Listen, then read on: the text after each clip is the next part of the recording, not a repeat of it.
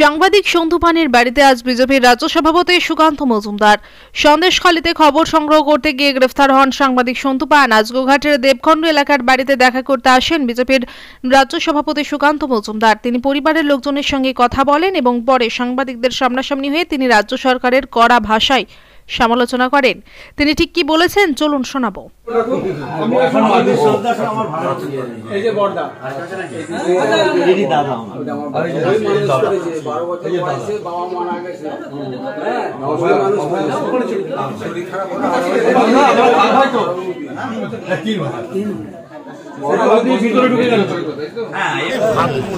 দেখুন, প্রথম থেকে জবে থেকে এই রাজ্য সরকার ক্ষমতায় এসেছে, যখনই কোনো রাজ্যে নারী ধর্ষিতা হয়েছে তখন থেকে রাজ্য সরকার এটা ঘোষিত স্ট্যান্ড। মুখ্যমন্ত্রী বলে যেখানে কুণাল ঘোষ তো কে, ও তো চোর। কুণাল ঘোষ 3.5 বছর জেলখানা চোর। যেখানে পশ্চিমবঙ্গের মুখ্যমন্ত্রী পার্কস্ট্রিট ধর্ষণ কাণ্ড আপনাদের নিশ্চয়ই মনে আছে, 11 সালে ক্ষমতায় আসার পর হয়েছিল। মুখ্যমন্ত্রী এবং তার দলের তরফ থেকে তখন বলা হয়েছিল যে এটি একজন, বলা উচিত না, বাজে ভাষা ব্যবহার করেছিল, একজন যৌনকর্মী এবং তার খদ্দেরের মধ্যে গন্ডগোল। কয়েক বছর আগে নদিয়ার হাসখালিতে একটা বাচ্চা নাবালিকা মেয়ে, তৃণমূল কংগ্রেসের এক নেতা, ব্লকের নেতা, তার ছেলে তাকে ধর্ষণ করল। মুখ্যমন্ত্রী বললেন ছেলেটির সাথে মেয়েটির অ্যাফেয়ার ছিল, মেয়েটি প্রেগন্যান্ট ছিল। মুখ্যমন্ত্রী বলছে, ভাবতে পারেন একজন মহিলা মুখ্যমন্ত্রী। অর্থাৎ যখনই রাজ্যে এই ধরনের কোনো ঘটনা ঘটে, মহিলাদের উপর অত্যাচার ঘটে, মমতা বন্দ্যোপাধ্যায় এবং তার দলের ঘোষিত নীতি হচ্ছে তাকে ছোট করে দেখানো এবং বলা যায় না এটা কিছু না। বিজেপি ওখানে ছিল, তাহলে বিজেপি তো বিধানসভা তখন লিড পেত। বিজেপি কোথায় ছিল? মহিলারা ক্যামেরার সামনে এসে বলছে যে আমাদের সাথে এরকম হয়েছে। মহিলা বলছে যে আমার বৌমা সুন্দরী, আমি মধ্যপ্রদেশ পাঠিয়ে দিয়েছি তাকে, কারণ না হলে পরে তাকে তুলে নিয়ে যাবে রাত্রি 11টার সময় পিঠে বানাতে। সবাই বুঝতে পারছি কি হতো ওখানে। শিবপ্রসাদ হাজরা, উত্তম সর্দার, আর এদের শিরোমণি হচ্ছে নবাব শাহজাহান। কিন্তু সে ওখানে মহফিল বসাতো, তো এই তো চলতো। এবং সেই জন্য এরা মহিলাদের সম্মান দেয় না। এরা মনে করে মহিলাদের আমরা 500 টাকা দিচ্ছি, 1000 টাকা দিচ্ছি, মানে মহিলাদের সাথে আমরা যা ইচ্ছে তাই করতে পারি। ওরা তো ভাবে নিজের টাকা দিচ্ছে। নরেন্দ্র মোদী যে দেয় জনগণকে বা মমতা বন্দ্যোপাধ্যায় দেয়, কোনোটাই তো নিজের পকেট থেকে দেয় না। সরকার জনগণের ট্যাক্সের টাকা থাকে, জনগণের টাকা জনগণের কাজে ব্যবহৃত হয়। কিন্তু তৃণমূল কংগ্রেস নেতারা মনে করে কোনো সুযোগ সুবিধা দিলে, সরকারি সুবিধা দিলে, সেই সুবিধে জনগণের ট্যাক্সের টাকায় হচ্ছে ভুলে যায়।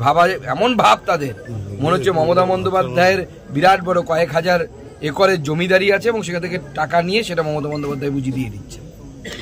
এই মানসিকতা থেকে তারা এই কথা বলছে। মুখ্যমন্ত্রী দিদি নাম্বার 1-এ যাচ্ছেন, অর্থাৎ সন্দেশখালী যাচ্ছেন না। তো দেখুন, ইংরেজিতে একটা কথা আছে, হিস্ট্রি রিপিটস ইটসেলফ, অর্থাৎ ইতিহাস বারবার একইভাবে ফিরে আসে, পুনরাবর্তিত হয়।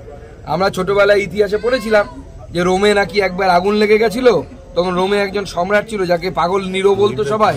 নিরো বসে বেহালা বা এই টাইপের বিনা কিছু একটা বাজাচ্ছিল। তো এখন নিরো এখন নিরী হয়ে গেছে, মহিলা হয়ে গেছে। সন্দেশখালীর মহিলারা জ্বলছে, মুখ্যমন্ত্রী দিদি নাম্বার 1 হচ্ছে, শুটিং করছেন মেকআপ করে। সন্দেশখালী কাণ্ডে, গণধর্ষণ কাণ্ডে দ্বিতীয় এফআইআর, আরও একজন মহিলা নির্যাতিতা এফআইআর করেছেন শিবু হাজরা, ভানু মণ্ডল, আমির আলী গাজী, এই 3 জনের বিরুদ্ধে। আজ গোপন জবানবন্দিও দিয়েছেন। দেখুন, তৃণমূল কংগ্রেস প্রথম থেকে বলছিল যে কোনো ধর্ষণ হয়নি, এখনো কুণাল ঘোষ বলছে কোনো ধর্ষণ হয়নি। অথচ ওই তৃণমূলের পুলিশ একজন মহিলাকে দিয়ে এর আগে 164 করিয়েছে। সেই মহিলার ভিডিও দিয়ে দিয়েছিল। তারপর আমি কেন্দ্রীয় মহিলা কমিশনকে লেখার পর কলকাতা পুলিশ ওই ভিডিও ডিলিট করেছে, কারণ কোনো ধর্ষিতা মহিলার ছবি আপনি দিতে পারেন না। তাহলে যে তৃণমূল কংগ্রেস সরকার চালায় তারই পুলিশ বলছে যে 164-এ যে হ্যাঁ ধর্ষণ হয়েছে, আর আজকে আবার একজন মহিলায় 164 করেছে আপনি বললেন। তাহলে 2 জন মহিলা অন্ততপক্ষে চিঠি লিখে বা ম্যাজিস্ট্রেটের কাছে 164 করে বলছে যে আমরা ধর্ষণ হয়েছে আমাদের। তাহলে কে সত্যি কথা বলছে? প্রথমে আপনারাই বলছেন ধর্ষণ হয়নি, পরে এখন সেই ধর্ষণের চার্জে শিবু হাজরাকে পুলিশ তো অ্যারেস্ট করেছে, পশ্চিমবঙ্গের পুলিশই তো অ্যারেস্ট করেছে, মমতা বন্দ্যোপাধ্যায়ের মমতা পুলিশই তো অ্যারেস্ট করেছে। তাহলে সত্যিটা কি? দুরকম কথা তো আপনারা বলছেন।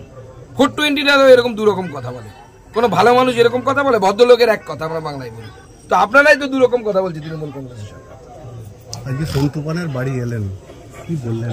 দেখুন, পরিবার বিশেষ করে মা অত্যন্ত ভেঙে পড়েছে, পরিবারের অন্যরা সবাই শক্ত আছে এবং সবাই যা বললো সন্তু ছোটবেলা থেকে খুব লড়াকু ছিল। এটা সন্তু বলে নয়, সন্তু জায়গায় অন্য কেউ হতে পারে।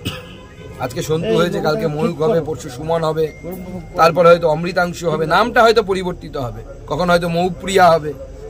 কিন্তু সরকারের এই যে মানসিকতা, জমিদারি, আমি জিতে এসেছি মানে আমি যা ইচ্ছে তাই করতে পারি, আমার বিরুদ্ধে কিছু লেখা যাবে না, আমার বিরুদ্ধে কিছু করা যাবে না, এই জমিদারি মানসিকতার অবসান হওয়া প্রয়োজন। আমি পরিবারের পাশে দাঁড়িয়ে বলেছি, পরিবারের পাশে শুধু নয়, সমস্ত যারা সাংবাদিক বন্ধু আছেন আপনারা, তাদের সকলের পাশে আছে।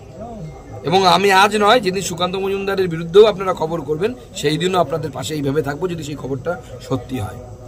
এইভাবে আমাকে পাশে পাবেন এবং এটা আমি সলিডিটি দেখাতে এসেছি সমস্ত সাংবাদিক কুলের সাথে, সাংবাদিক ফ্যাটার্নিটি যাকে বলে, রিপোর্টার্স ফ্যাটার্নিটি, সংবাদ মাধ্যম, সমস্ত পরিবারের সাথে আমরা দাঁড়িয়ে আছি এইভাবে। ধন্যবাদ। আপনার সন্তানের পড়াশোনা নিয়ে চিন্তিত? চিন্তা কি, আসুন আমাদের স্কুলে। বিজ্ঞানসম্মত উন্নত সিলেবাস, অভিজ্ঞ শিক্ষক শিক্ষিকা দ্বারা পড়াশোনা। 2024 শিক্ষাবর্ষে প্লে গ্রুপ 2+ হইতে 5ম শ্রেণী পর্যন্ত ভর্তি চলিতেছে। যোগাযোগ Sripur national primary institute, Kamarpukur, ডাকবাংলা।